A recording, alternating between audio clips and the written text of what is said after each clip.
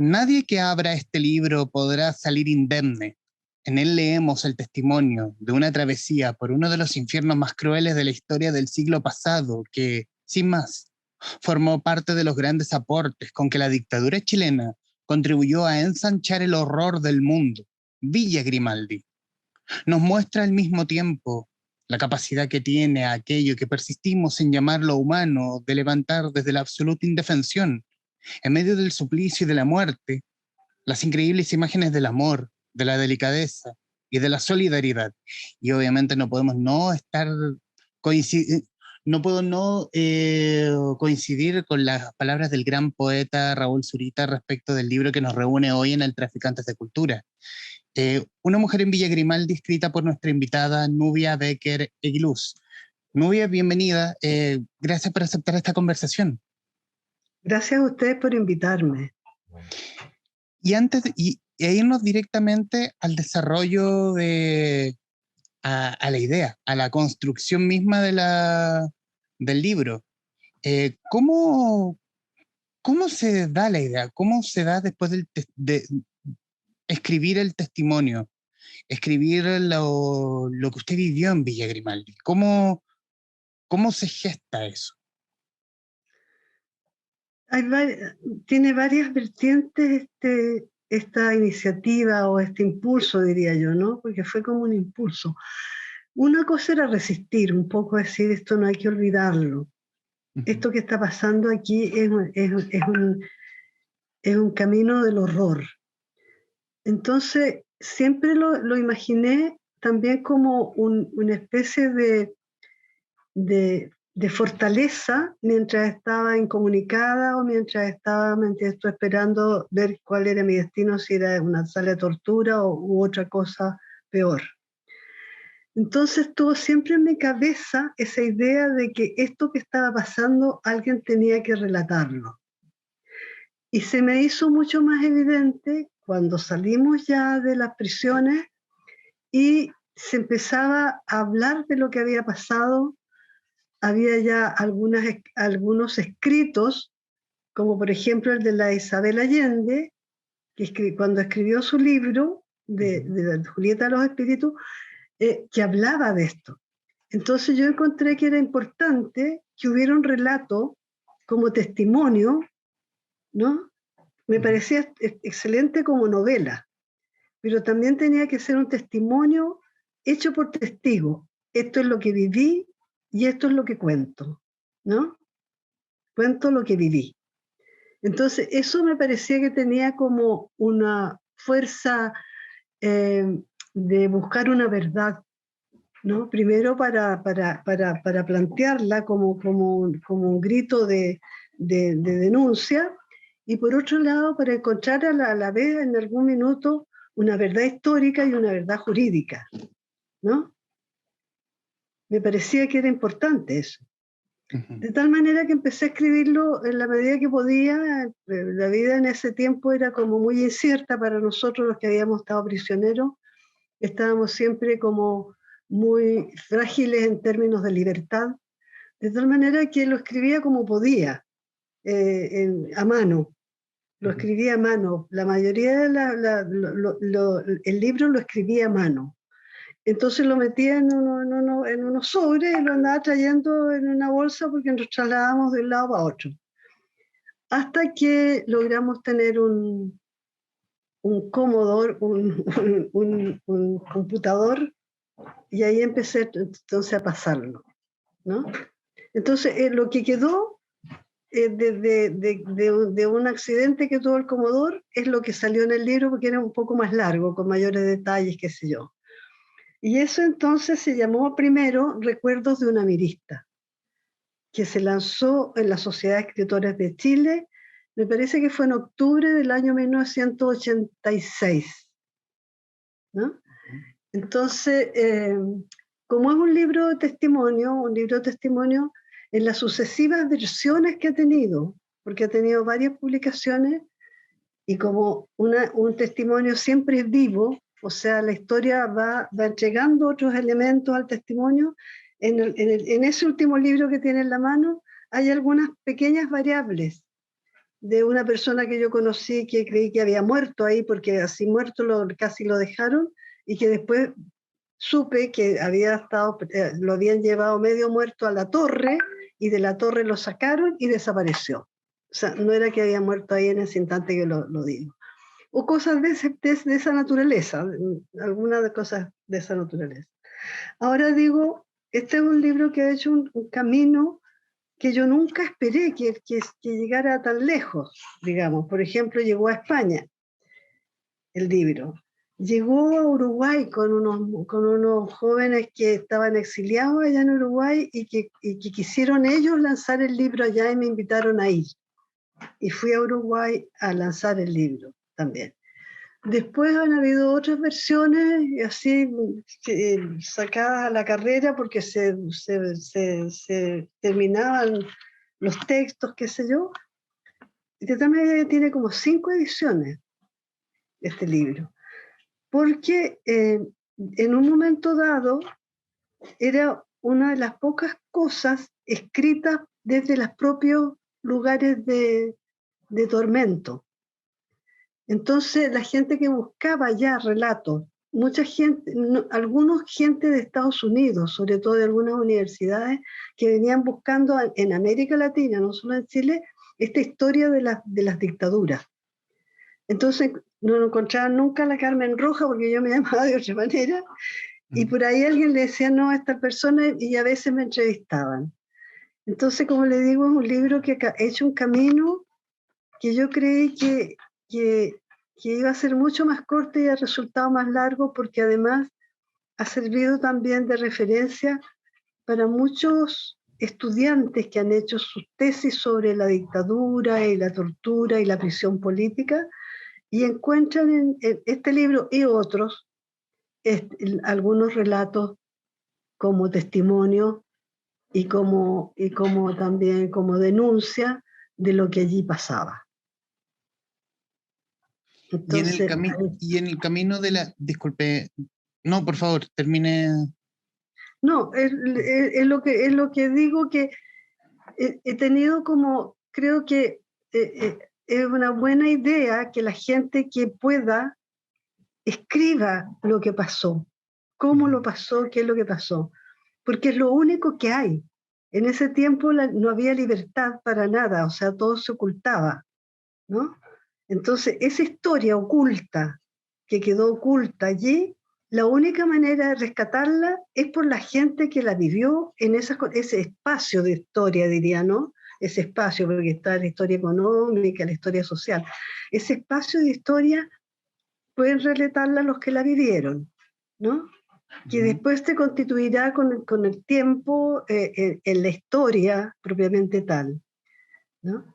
Entonces, por eso me parece que ha sido importante este tipo de literatura, ¿no? Este tipo de literatura que es de testimonial. Y en ese camino editorial, cómo pasa de Carmen Rojas a Nubia Becker?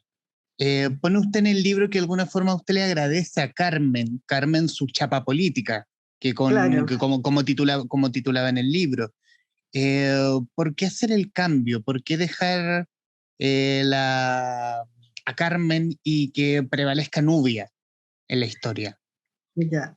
Esto fue porque el resultado de esto, Carmen fue para mí una chapa que me permitía escribir lo que escribí y lanzarlo en tiempo de dictadura, nombrándolos a los perpetradores. Nombrando a los perpetradores. Me exponía a que pudieran hacer cualquier acción en contra mía, no solamente clandestina, sino que podían haberme llevado mente al tribunal, por ejemplo, ¿no? Entonces, en esa circunstancia, me puse Carmen Roja, siempre digo porque Carmen me gustaba como nombre, y Rojas por Manuel Rojas, uno de mis autores chilenos preferidos, un gran autor. Entonces me puse Carmen Roja. Pero cuando ya pasó el tiempo, pasó mucho tiempo, y quise reeditar este libro con toda la experiencia, como le digo, como es un libro vivo, con toda la experiencia que el libro ya había acumulado en el relato, le pedí a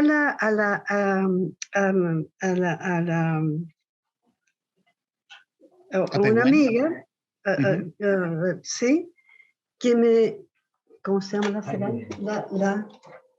La Farideh Serán, que lo leyera y me diera su opinión, y me dijo que era hora ya que pusiera mi nombre y que pusiera mejor una mujer en Villa Grimaldi. Y le hice caso a ella. Dije, yo voy a hacerlo así, y lo nombré con ese nombre, Nubia Becker, como me llamo, y porque también me lo habían pedido para editarlo en España, ¿no? En España tengo una hija, y le pareció bien que ella apareciera con mi nombre propio, y también una mujer en Villa Grimaldi, porque había leído un libro que me llamó mucho la atención y me llenó de emociones realmente encontradas, o sea, de pavor también. Y es un libro que no tiene autora, o sea, es un libro anónimo, digamos, o sea, que no tiene autora, no anónimo, sino que es un libro alemán que se llama Una mujer en Berlín, y que lo editó un gran poeta alemán, lo editó él, no con su nombre, sino que como editor de ese libro, que también es la historia de una mujer que vivió ¿cómo se llama? El cerco de Berlín ya por los aliados, por los rusos, qué sé yo, y esta mujer alemana escribe un testimonio de los días y las horas que pasaban por la gente, las mujeres alemanas en Berlín, ¿no? Y se llama Una mujer en Berlín, un gran testimonio ese, porque ella es una mujer que lo relata así muy, muy crudamente, ¿no? Como una mujer que no era una hitleriana, ella era una mujer alemana que estaba sufriendo los horrores de la guerra, ¿no? Y estaba viendo el horror que eso pasaba. Eso. Y en ese camino editorial, ¿cómo llega Pehuen acá? ¿Cómo llegamos a esta edición? A esta edición que es de Pehuen, es que ya a esas alturas, ya Pehuen tenía más peso, digamos, y más soltura para poder hacer un libro de esta naturaleza. Con el editor de Pehuen, el Sebastián Barro, estuvimos en el exilio en Venezuela.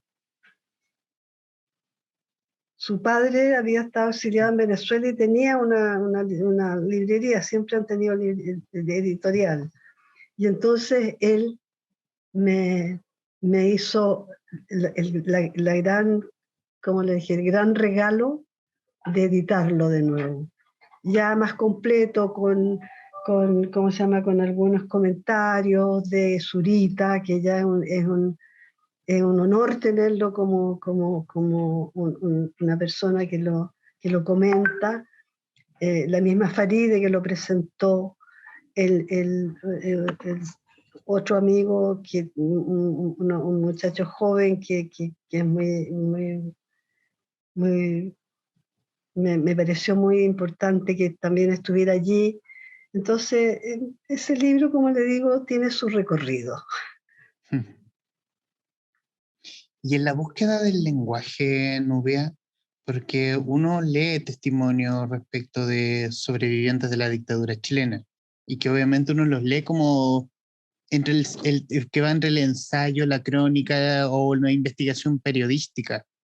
Aquí netamente se lee como una novela, que tiene las armas de una novela, sin tener, no, uno teniendo en cuenta de que es un testimonio de alguien que vivió el horror de la dictadura.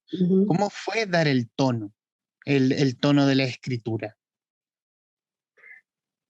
Tenía yo mucho cuidado de contarlo tal como se cuenta un cuento, ¿no? Con todo ese plantear de los hechos, pero también de la emoción que tiene al contarlo, ¿no?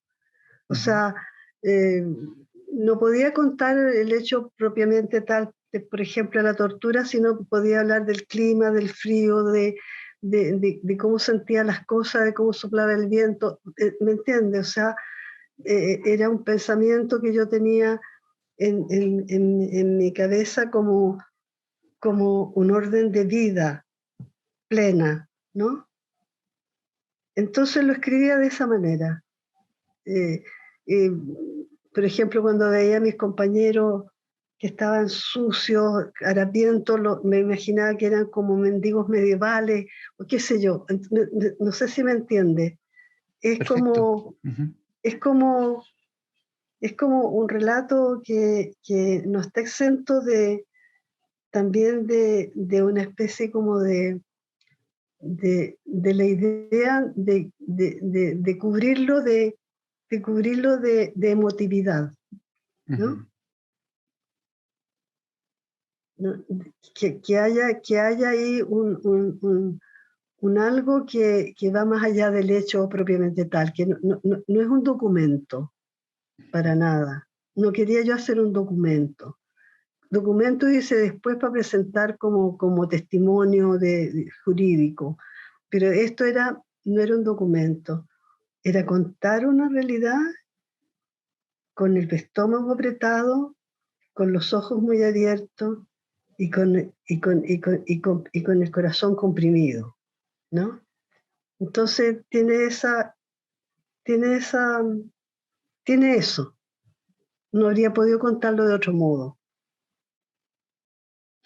¿Y cómo fue escribirlo? Porque uno imagina, yo no lo viví, pero uno imagina el horror. Ujú, Y más aún para quien lo vivió en carne propia. ¿Cómo ujú, fue escribirlo? ¿Cómo fue llevarlo a las letras? ¿Cómo fue llevarlo al papel? ujú. Lo escribía un poco con una sensación de repente de, de querer llorar primero, ¿no? Ujú, Porque cuando me ponía a pensar empezaba a sentir que todavía estaba viviendo aquello y que me provocaba un dolor inmenso, ujú, ¿no? Había cosas que me preocupaban, un dolor inmenso, sobre todo los niños que vi, sobre todo, esas cosas me produjeron a la vez de terror, era vivirlo como en carne propia porque yo también tenía hijos, entonces el ver que había niños ahí, que los míos podían estar y que no sabíamos lo que le iba a pasar a ella, era una cosa que era superior a cualquier otro sentimiento de terror y de pena que yo hubiera podido sentir, ¿no? ujú. Entonces, cuando escribía esas cosas, sufría mucho, ese tipo de cosas, ¿no? Lo sufría profundamente.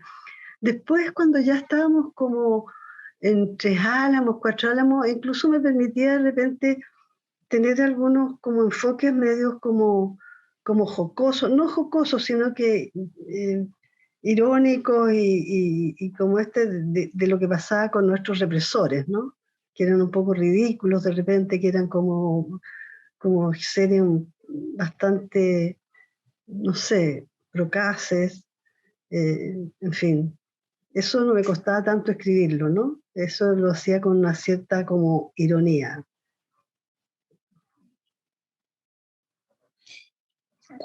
¿Cuánto tiempo estuvo en Villa Grimaldi?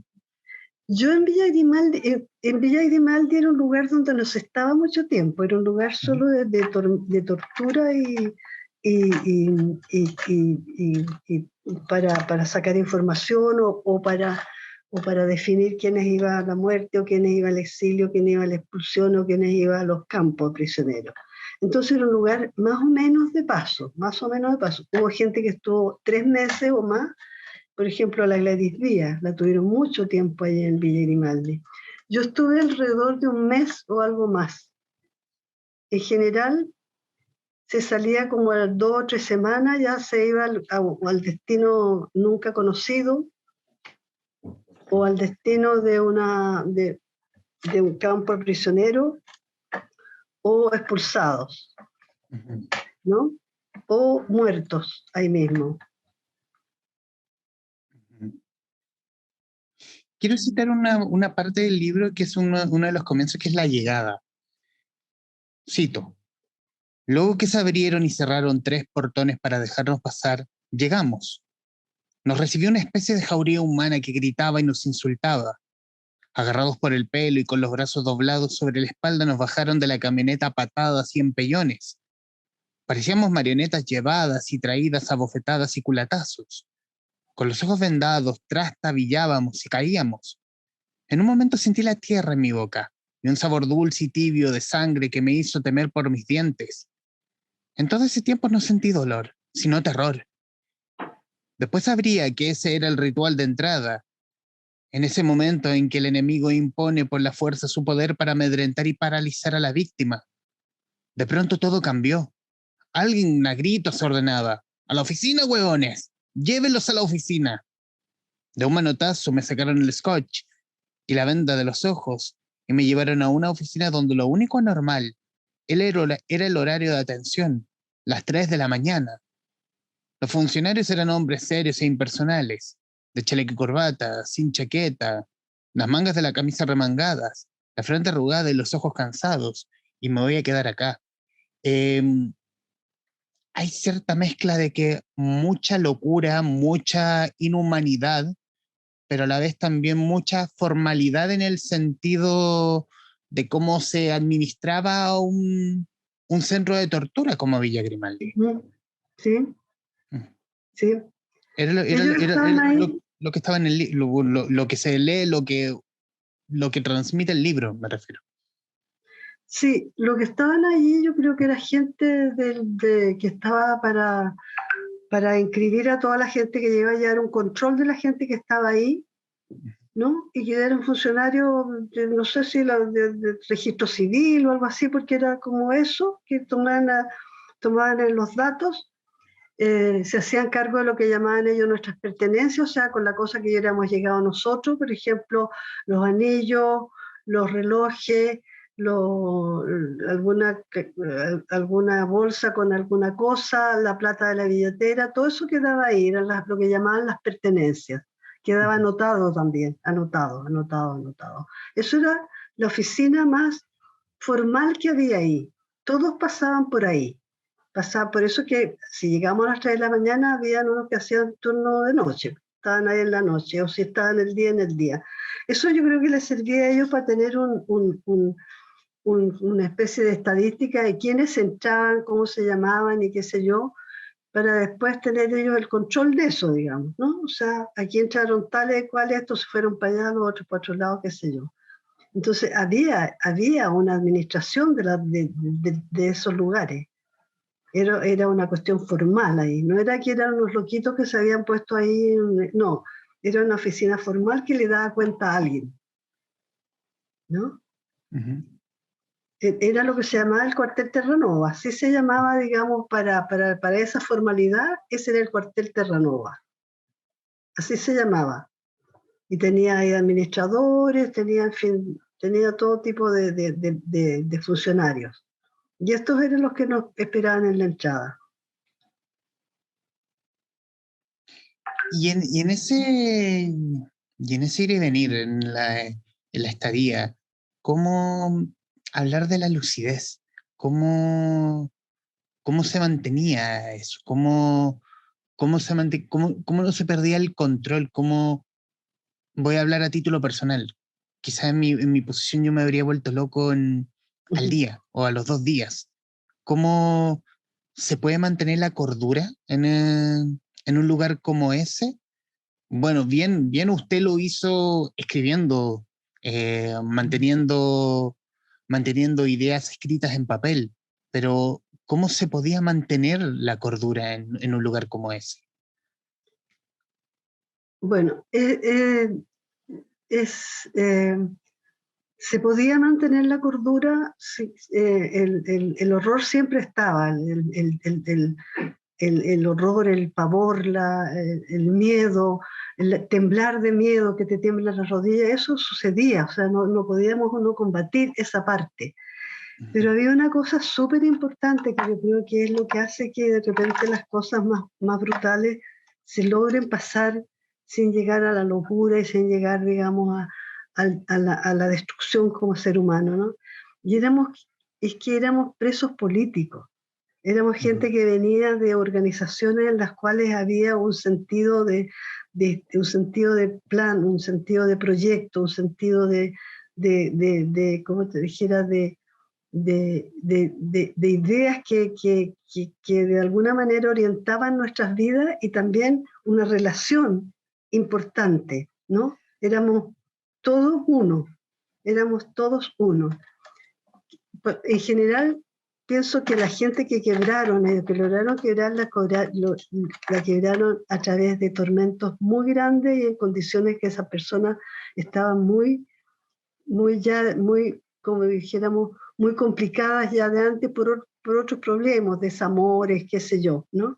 Pero en general, para poder pasar eso de una manera de no convertirse en un, no sé, pues en un estropajo, o no sé, es que hubiera aquella cosa que teníamos, que éramos gente que veníamos de una lucha o de un cometido, de un proceso histórico que nos unía. Y esa cuestión fue sumamente importante después en las cárceles y en los campos de concentración.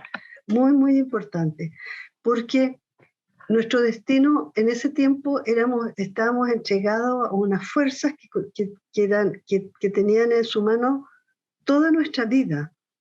No había nadie que nos defendiera, o sea, no existía el defensor, no existía el derecho, no existía la libertad. Entonces estábamos en manos de una gente que podía hacer con nosotros lo que quisieran, como hicieron con los desaparecidos, con las personas que murieron ahí adentro, qué sé yo. Entonces, lo único que nos sustentaba era esta cosa de la unidad entre nosotros. Y así fue siempre, porque después en los campos nosotros funcionábamos con los consejos de ancianos, de tal manera de mantener cohesionados los grupos que no lo fueran porque de repente por una visita podía la gente como ceder, y no sé. Pero ahí había un consejo de ancianos que se elegía cada cierto tiempo, eh, y que eran los que hablaban, los que intermediaban ya en los campos, estoy hablando no de los campos de tortura, con nuestros represores, que ya estábamos en libre plática, dijéramos, ¿no? O sea, estábamos ya reconocidos, porque mientras estábamos en la Grimaldi o en otros lugares como la Venta Sexy, o como, qué sé yo, Borgoño, o otras tantas que en otras partes también, allí entonces no había defensa ninguna, estábamos en manos de nuestra vida, no valía nada. Entonces, eso es la diferencia, yo creo, que hace que uno pueda resistir, que sentir que forma parte de algo más allá de uno misma. Nombraba usted, Nubia, la cohesión, y sobre todo la cohesión que se vio con los exiliados chilenos, que si uno lo ve a través de la historia, se mantuvieron unidos respecto de la denuncia de que Chile se torturaba y se perseguía políticamente. ¿Es así? Es como la percepción que se da? Así es, porque yo creo que fue bien ejemplar el exilio, ¿eh? Fue muy ejemplar, yo creo que fue, fue, fue una cosa que ayudó mucho a dar a conocer lo que aquí pasaba y mucho en general para atenuar también lo que estaba pasando en este país, ¿no? Porque hubo un momento en que aquí se había, ¿me entiendes?, fusilamiento, en Valdivia fusilamiento, y después órdenes de fuga y qué sé yo, muertos por fuga. Entonces, ese desbande del primer tiempo, ese arrasamiento de ese primer tiempo, yo creo que la labor del exilio fue muy importante para que por lo menos se pudiera atemperar un poco aquellas condiciones en las cuales la dictadura estaba arrasando a una generación, ¿no? No solamente una generación de jóvenes, sino que de sindicalistas, de profesionales, qué sé yo, que fueron muertos o que fueron sacados de sus lugares, que salieron de sus trabajos, que quedaron en la nada, porque aquí se perdió toda una organización, todo un mundo, toda una historia, todo un proceso democrático que se venía haciendo, que ellos lo hicieron polvo, la prensa, los sindicatos, las organizaciones sociales, ¿no? Los partidos políticos. Entonces no había nada en lo cual ampararse, ¿no? Entonces yo creo que eso fue importante lo que se logró hacer. Y el otro, el otro elemento importante también que hubo aquí en Chile, que es muy distinguido de Chile, fue la labor de la iglesia, de un sector de las iglesias, diría yo, ¿no? Porque fue ecuménico eso, que estuvieron siempre a favor de los perseguidos, prestando ayuda, recogiendo denuncias. Fue muy importante. Yo creo que eso contrarrestó en algo lo que, lo que estaba pasando, en términos de lo que fue la violencia, ¿no? Porque duró demasiado tiempo, el tiempo del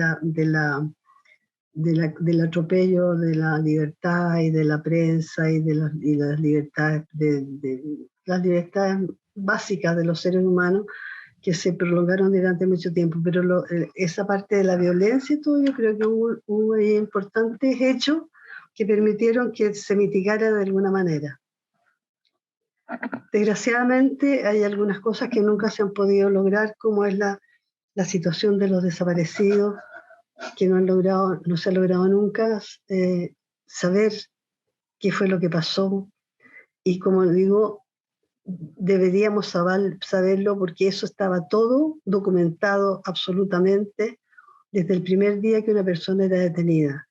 O sea, no desaparecía en el aire, desaparecía de un lugar donde estaba fichado, donde tenía tenían todas las señas de esa persona, del día que lo detuvieron, de con quién era, qué sé yo. Entonces hay listados de eso que nunca se han entregado y nunca se han podido conocer. En una entrevista anterior conversaba, le hice esta misma pregunta a la periodista Nancy Guzmán, y es respecto de cómo se ha comportado el Estado chileno para con los detenidos, para quienes son los sobrevivientes de la dictadura, para la búsqueda de un nunca más, pero de un nunca más real. A su juicio, ¿cómo se ha comportado Chile? O el aparataje político. Yo creo que aquí en Chile, digamos, se ha hecho un reconocimiento de que hubo tortura, que hubo torturadores, que hubo perpetradores, que hubo desaparecidos, que existen desaparecidos, que eso se ha logrado conocer, es decir, ha pasado a ser la voz oficial, digamos, del gobierno, ¿no? Que hay detenidos desaparecidos, está el informe Rettig, el informe... Han habido ese tipo de cosas, pero no se ha logrado hacer toda la justicia que corresponde que se haga, porque los perpetradores todavía hay algunos vivos, hay gente que está en las Fuerzas Armadas y de orden, que sabe cosas que pasaron y que fueron parte de todo esto, y que nunca se ha podido lograr que el Estado chileno, los gobiernos, logren que eso, que entreguen la información, ¿no? Eso ha permanecido como un coto cerrado que no se puede mover, ¿no? Hay algunos que ya a través de la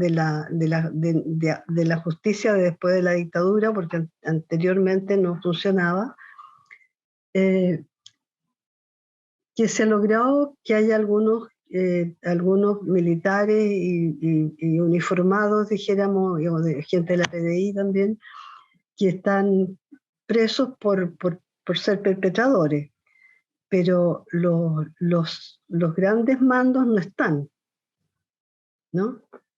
Ha costado horrores que se reconozca lo que ha sucedido. ¿no? Solo porque ya no se podía ocultar, ponte tú, que Contreras era el jefe de la DINA, ya no se podía ocultar más eso y la DINA había sido lo que había sido, pero no era solo, o sea, había mucha gente en eso. Y la gente que está a cargo de esos lugares es la que está, digamos, hoy día sufriendo la cárcel y la condena.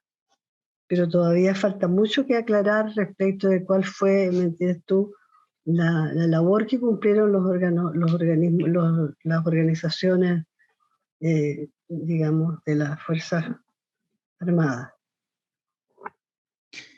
¿Mm? Al comienzo del programa usted hablaba cuando me describía el libro respecto de em, lo que es memoria y de lo que es escribir.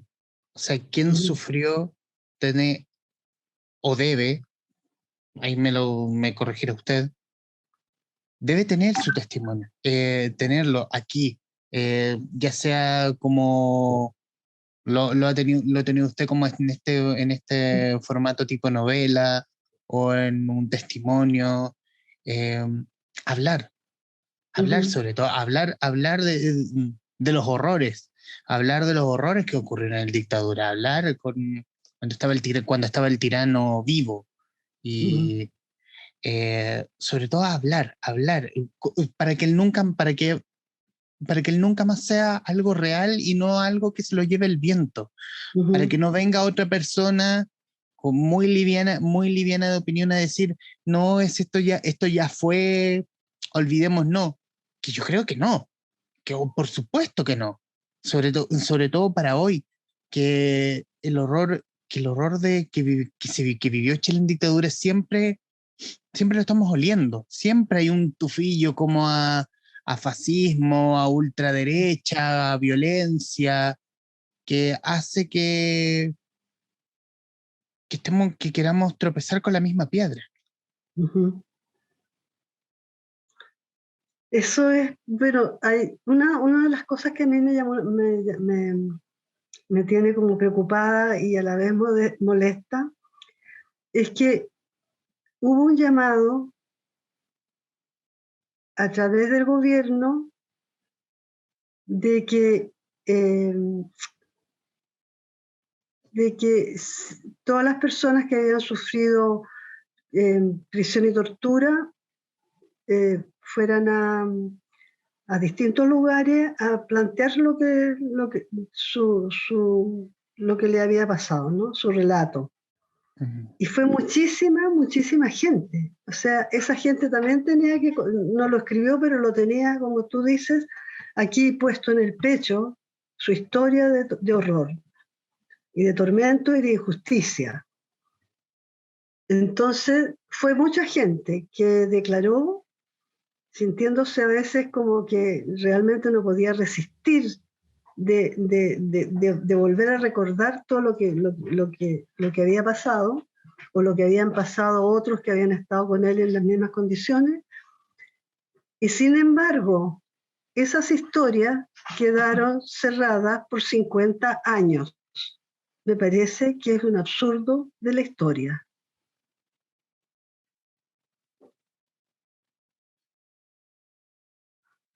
En los minutos que nos quedan, primero, Nubia, agradecerle los minutos de esta conversación, estos casi 40 minutos que llevamos, eh, agradecerle doblemente el testimonio, porque es una historia su historia es una historia que se lee con la cabeza, el corazón y también con el estómago, porque se vive. Ahí está en su pluma donde uno es testigo directo de lo que nos cuenta. Eh, y también un gran aporte a la memoria histórica de este país tan olvidadizo en muchas cosas. Eh, sí, es un absurdo, 50 años solamente para proteger a los perpetradores que aún siguen en el poder, en las grandes cúpulas, acallando. Es un absurdo, pero para eso están los libros, para eso está la palabra, el poder de la palabra, el poder de la pluma, y sobre todo medios independientes que van a estar con la historia ahí, para decir, no me olvides, esto está aquí, no lo olvides porque esto pasó y va a seguir pasando, esperemos que no, eh, y sobre todo tener en cuenta que el recuerdo está acá, que no debemos olvidar, que tenemos que tener una verdad histórica, que tenemos que tener la verdad histórica aclarada, un nunca más real, que los perpetradores confiesen dónde están los cuerpos, dónde están, que dónde están los detenidos desaparecidos. Después de 40 años, el ejército está pidiendo disculpas por los comillas errores hechos en el pasado. Y bueno, y ya ahora sí para finalizar, Nubia, estos minutos finales son suyos para que diga lo que guste respecto de lo que conversamos o lo que quiera en todo caso, por favor. No, yo les agradezco a ustedes como medio de comunicación que se preocupen de buscar esta historia, de que la encontremos entre todos. Así que les agradezco mucho que me hayan llamado y ojalá que sigan pudiendo encontrar otros testimonios para que vayamos armando como podamos la historia que necesitamos. Así que espero que nos vaya bien. Como espacio hemos querido mirarnos como país y mirarnos desde nuestra memoria histórica. Y obviamente al hacer nuestra labor, saber encontrar los testimonios para poder conversar de aquello, para que básicamente no nos olvidemos de aquello. Nubia Becker Luz, autora de Una mujer en Villa Grimaldi, editado por Pegüen Editores, en conversación con los traficantes de cultura. Nubia, muchísimas gracias. Ya, adiós, muchas gracias. A quienes nos están viendo, gracias. Nos vemos.